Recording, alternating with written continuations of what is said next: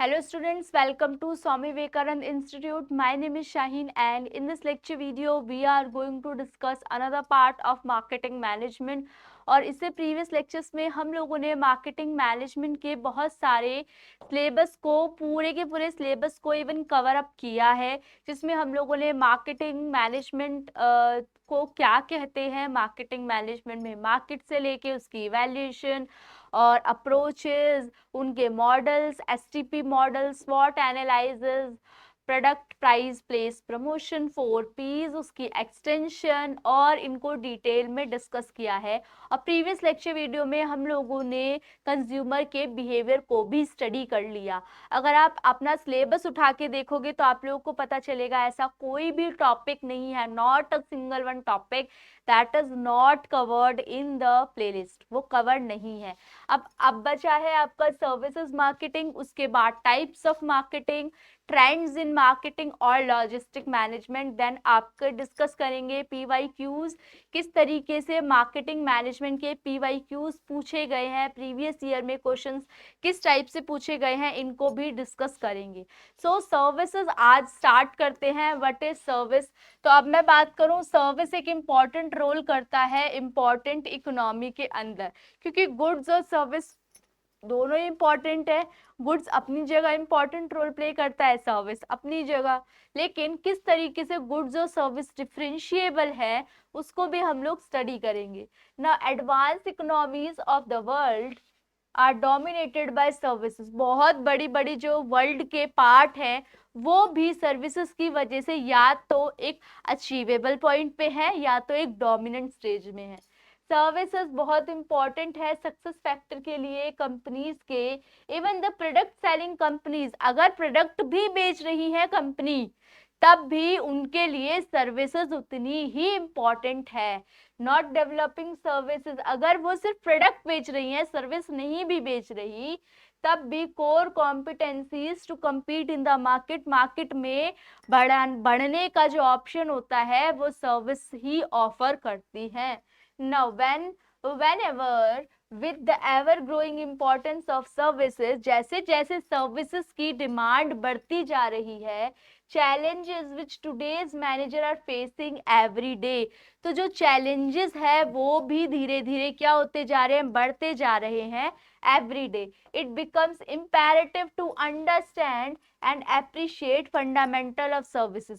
तो हमारे लिए सर्विसेज की नीड और सर्विसेज को समझना दोनों ही इम्पॉर्टेंट हो जाएगा। नेक्स्ट, सर्विस मार्केटिंग अलग है from the product, different from the product market. क्यों?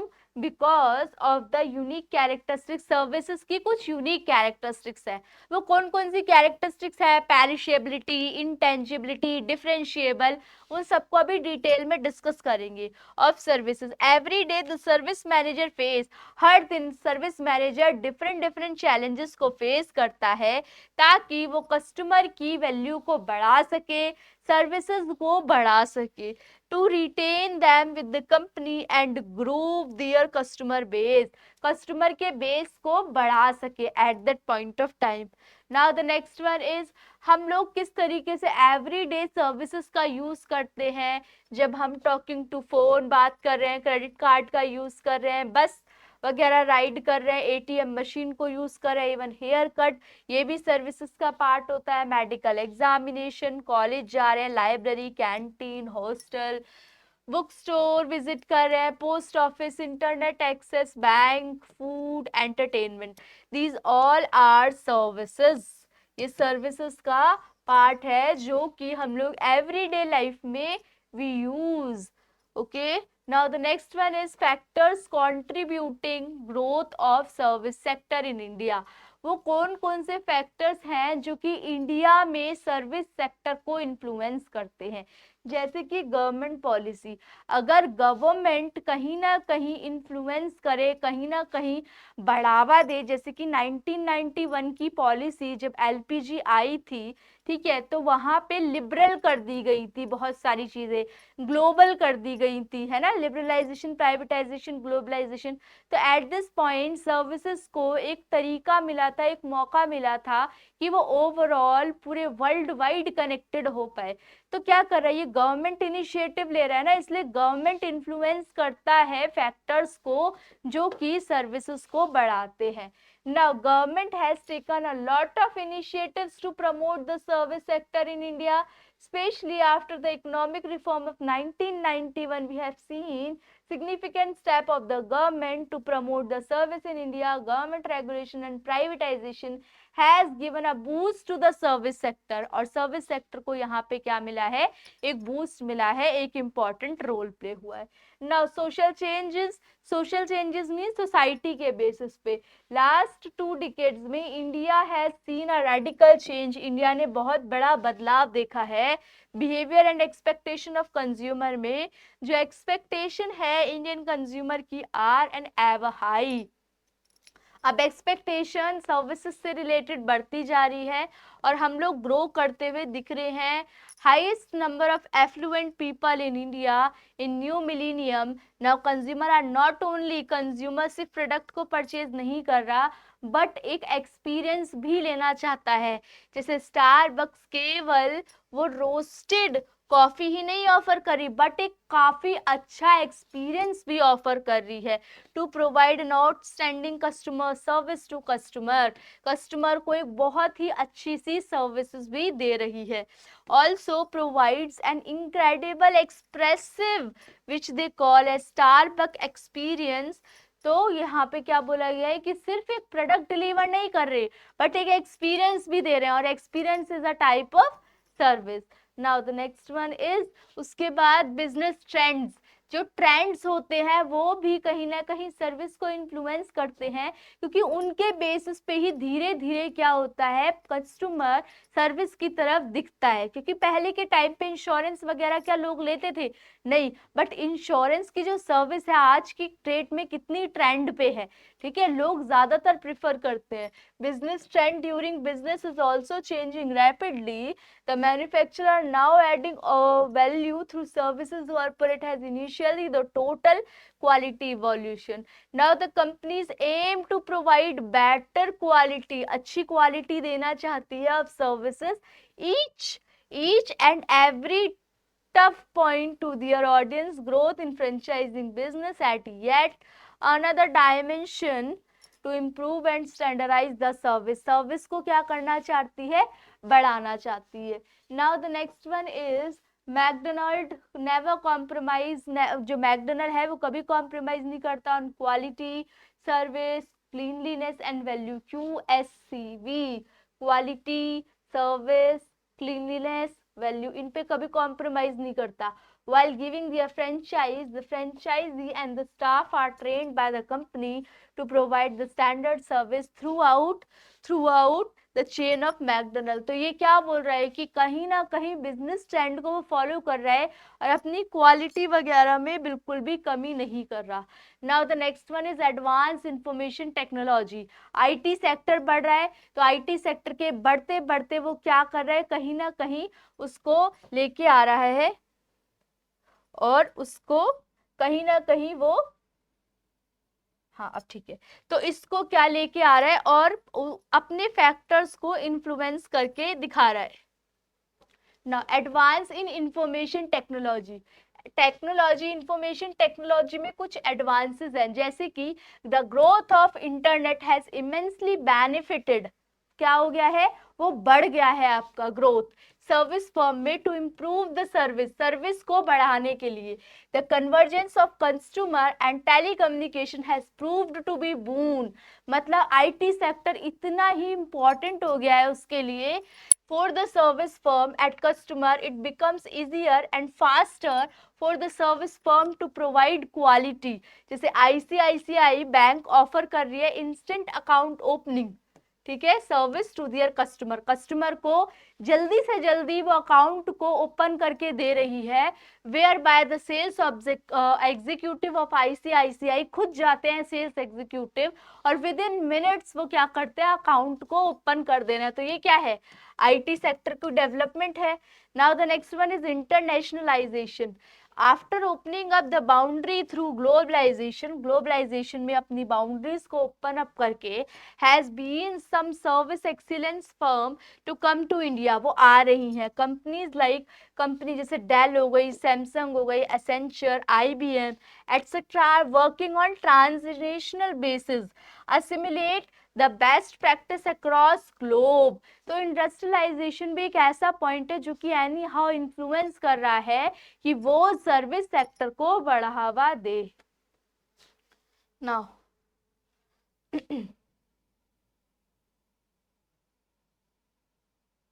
okay, now the next one is the distinctive characteristics of service। किस तरीके से अलग अलग जो सर्विस होती है वो आपको क्या दे रही है, अलग अलग फीचर्स प्रोवाइड कर रही है। Service marketing academic and practitioner argued that service require special treatment, services को अलग ट्रीटमेंट दिया जाना चाहिए एज कंपेयर टू प्रोडक्ट, जैसे कि डिस्टिंक्टिव कैरेक्टरिस्टिक्स के बेसिस पे, क्योंकि ये इंटेंजिबल होती है, इंटेंजिबल जिसको हम टच नहीं कर सकते। फॉर एग्जांपल प्रोडक्ट, प्रोडक्ट क्या है, टेंजिबल है, प्रोडक्ट को हम टच कर सकते हैं, स्टोर करके रख सकते हैं, है ना, बार बार देख सकते हैं, टच कर सकते हैं। इनसेपरेबिलिटी, अलग नहीं कर सकते। सर्विसेज मैं डिलीवर कर रही हूँ तो ऐसा नहीं होता कि सर्विस मेरी अलग हो जाए और मैं अलग हो जाऊं, इट कैन नॉट बी सेपरेबिलिटी। फिर उसके बाद हेट्रोजीनिटी, हर बार एक नई तरीका मिलेगा आपको। रीजन इज कि यहाँ पे क्या बोल रखा है कि पहले जैसा, जैसे मान लो मैं सेम लेक्चर आपको डिलीवर कर रही हूँ ऑन सर्विस मार्केटिंग, समझ रहे हो, सर्विस मार्केटिंग के ऊपर ही मैं दूसरा लेक्चर दे रही हूँ, लेकिन टॉपिक सेम है, लेकिन फिर भी बहुत सारी ऐसी चीज होंगे जो कि आप लोगों को पहले लेक्चर में नहीं मिले होंगे, जो दूसरे लेक्चर्स में होंगे, ठीक है, सेम टू सेम आपको नहीं मिलेगा। तो that is called heterogeneity, means same नहीं रहता, कुछ ना कुछ चेंजेस आते हैं। नेक्स्ट इज पेरिशेबिलिटी, जिसको आप, जो कि क्या हो सकता है कि पेरिशेबल होता है, पेरिशेबिलिटी इन नेचर होती है, टाइम पीरियड के हिसाब से आप स्टोर नहीं कर सकते उसको।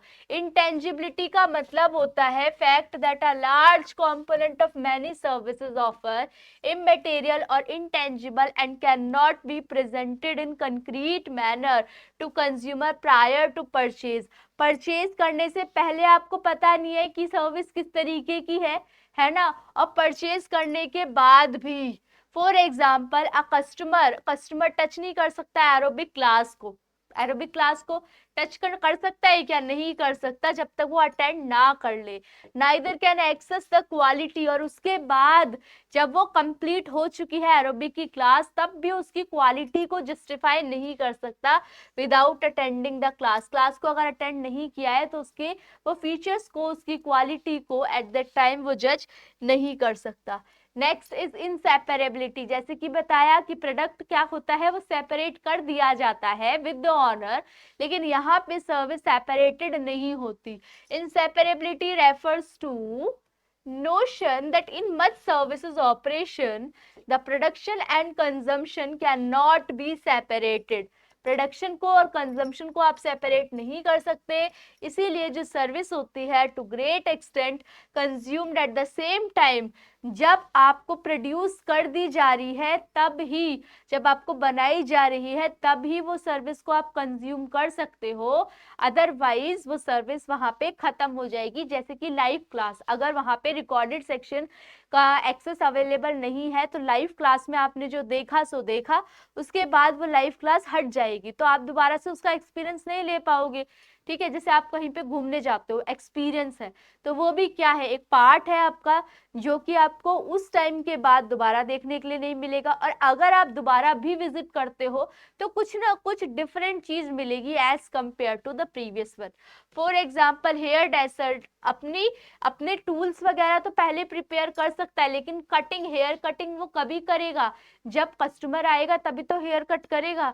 But most of the hair dressing service is produce simultaneously जब कस्टमर कंज्यूम करता है सर्विस को। Heterogeneity is closely related to inseparability as it is very difficult है to apply quality standard to service ensure an identical service, जो कि उसी तरीके तरीके की सर्विस होती है output when so much depends on cooperation and participation of individual customer. Same type का आपको एक्सपीरियंस नहीं मिलेगा, कुछ ना कुछ डिफरेंशिएबिलिटी देखने को मिल सकती है। Now the perishability refers to the fact that unlike physical goods services can not be stored. जो फिजिकल गुड्स होते हैं आप सर्विसेज को स्टोर नहीं कर सकते। And appointment with the dentist, अगर आपको डेंटिस्ट से अपॉइंटमेंट मिली है तो अपॉइंटमेंट के कंप्लीट होने के बाद वो सर्विस भी कंप्लीट हो जाएगी। In contrast at a given time on a given day can not be stored, और उसको आप संभाल के नहीं रख सकते। And offered again to the customer, ऐसे थोड़ी है कि वो दोबारा दोबारा आपको सर्विस अवेलेबल होगी। Next is 3 types of marketing in service industry. 3 type की सर्विस इंडस्ट्री में आपको और देखने के लिए मिलती है, जैसे कंपनी से कस्टमर। ये कौन सा है? External marketing. क्यों? क्योंकि जो कस्टमर होते हैं ये एक्सटर्नल फैक्टर होते हैं। एम्प्लॉय और जो कंपनी का रिलेशन होता है वो किसका होता है? वो इंटरनल फैक्टर के बेसिस पे होता है, इंटरनल पॉइंट पे आता है। और जो कस्टमर और एम्प्लॉय होते हैं वो एक इंटरैक्टिव फेज में काम करते हैं। रीजन क्या है इसका? क्योंकि एम्प्लॉय डायरेक्ट कस्टमर से रिलेशन क्रिएट करता है। तो कभी भी आपसे पूछे कस्टमर और कंपनी का क्या रिलेशन होगा? एक्सटर्नल। कंपनी का और एम्प्लॉय का रिलेशन होगा इंटरनल, और एम्प्लॉय का और कस्टमर का रिलेशन कौन सा होगा? इंटरैक्टिव सेशन होगा। और इसमें काफी सारी क्लीनिंग सर्विस, फाइनेंसिंग सर्विस और रेस्टोरेंट सर्विस। तो 3 फैक्टर्स की बात करी हुई है यहाँ पे कि वो 3 फैक्टर्स कौन कौन से हैं? कंपनी, कस्टमर और एम्प्लॉय। इंटरनल मार्केटिंग कौन सी होती है? The internal customer employers are the most crucial part, क्योंकि जो इंटरनल के लोग होते हैं वो किससे डील करेंगे? वो कस्टमर से डील करेंगे, तो उनको आप ट्रेंड रखो। ठीक है, तो इंटरनल मार्केटिंग का service company can not deliver.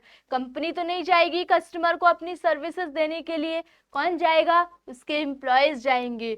The internal customers are not convinced and believe the company, company का भरोसा नहीं करते।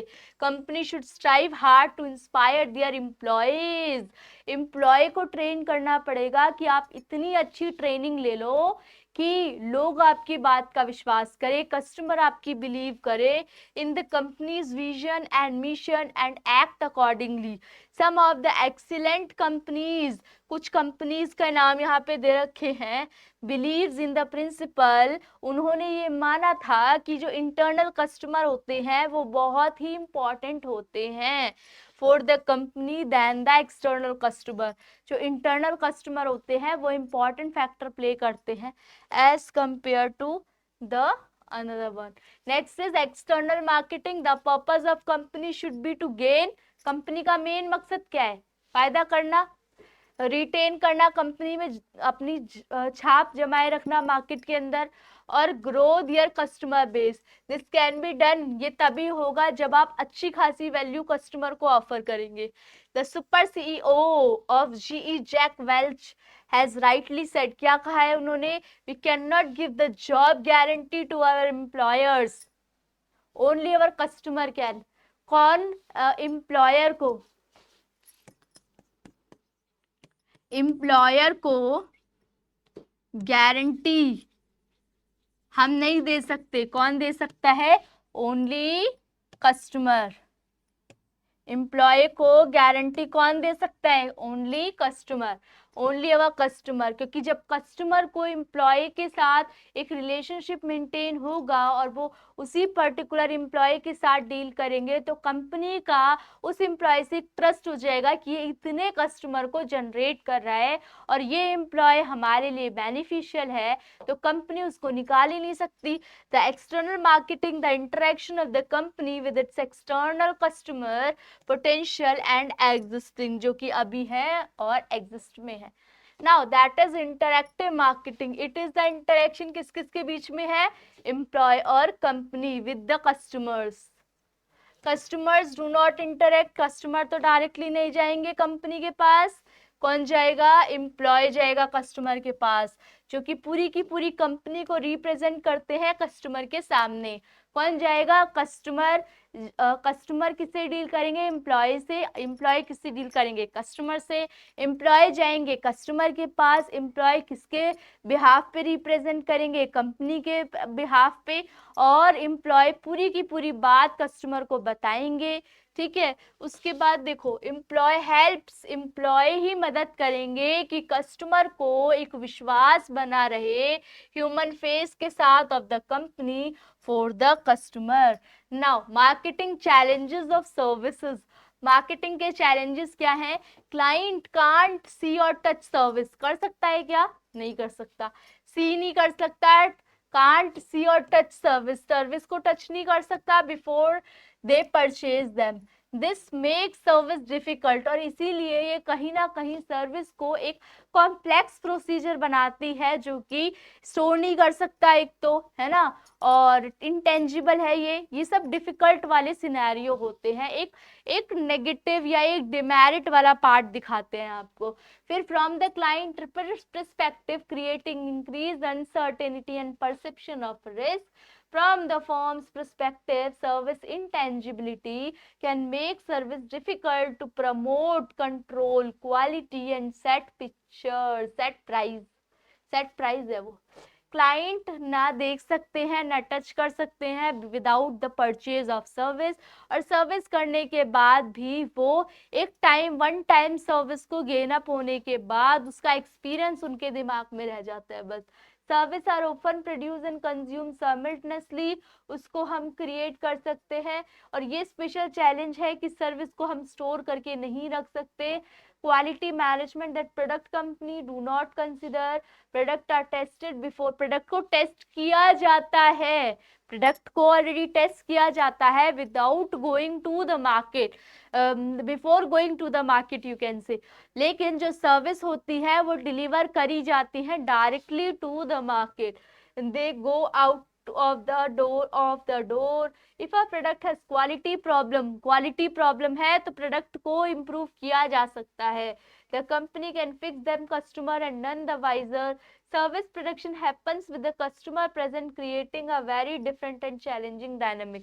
और यहाँ पे थोड़ा सा सर्विस को लेके प्रॉब्लम होती है, क्योंकि सर्विस अगर आप बेटर करने की कोशिश तो कर सकते हैं, ऐसा नहीं है, लेकिन कुछ ना कुछ चेंजेस आ जाते हैं as compare to the previous one service के अंदर। ये है चैलेंजेस ना। सर्विसेज मार्केटिंग एनवायरनमेंट को दो कैटेगरीज में बांटा गया है, एक्सटर्नल मैक्रो और इंटरनल माइक्रो। इंटरनल में कौन कौन से फैक्टर्स आ जाएंगे? एम्प्लॉयज आ जाएगा, मैनेजमेंट आ जाएगा, है ना। एक्सटर्नल में कौन कौन से फैक्टर्स आ जाएंगे? Social, cultural, political, technological. इसमें स्लेप्ट करके था, SLEPT। S for social, L for legal, E for economical, P for political, T for technological। देखो यहाँ पे स्लैप्ट वाले फैक्टर्स आते हैं, सोशियो इकोनॉमिक, कल्चरल फैक्टर्स, जो कि सोसाइटी और कल्चरल कहीं ना कहीं हद तक जुड़े हुए हैं। प्रीवियस लेक्चर के अंदर देखना, जब मैंने कंज्यूमर बिहेवियर को जस्टिफाई किया है, उसमें इन सारे फैक्टर्स को जस्टिफाई किया है। तो ये फैक्टर्स सर्विस के पॉइंट ऑफ व्यू से भी कैसे अफेक्ट करेंगे वो आप रिलेट कर सकते हो ना। लीगल फैक्टर्स, जैसे कि कुछ लीगैलिटीज इंपॉर्टेंट रोल प्ले करती है, लॉ वगैरह में सर्विसेज डिफरेंट टाइप की दी जाती है, ठीक है। इकोनॉमिक फैक्टर्स, पॉलिटिकल फैक्टर्स और टेक्नोलॉजिकल फैक्टर्स इसमें कंसिडर किए जाते हैं, एक पॉइंट है। नेक्स्ट इज इंटरनल और माइक्रो इन्वायरमेंट। एक्सटर्नल कस्टमर कौन से हो गए? एक्सटर्नल कस्टमर ये कौन से होते हैं? जो कि कस्टमर लिंक कर रखे हैं। Internal customer competitors, suppliers, regulators, employees, है ना, एम्प्लॉयज। और क्या बताया था मैंने? मैनेजमेंट। तो ये सारे वो फैक्टर्स हो गए जो इंटरनल और माइक्रो इन्वायरमेंट के लेवल पे जुड़े हुए हैं। सो इस लेक्चर के अंदर हम लोगों ने सर्विस मार्केटिंग के ऑलमोस्ट सारे के सारे इंपॉर्टेंट पॉइंट्स को कवर कर लिया है सिलेबस के पॉइंट ऑफ व्यू से। नाउ अब आप लोगों से नेक्स्ट लेक्चर वीडियो में मिलेंगे, और आप लोगों को कोई भी डाउट हो इससे रिलेटेड तो आप लोग कमेंट सेक्शन में मेंशन कर सकते हो। Thank you for watching.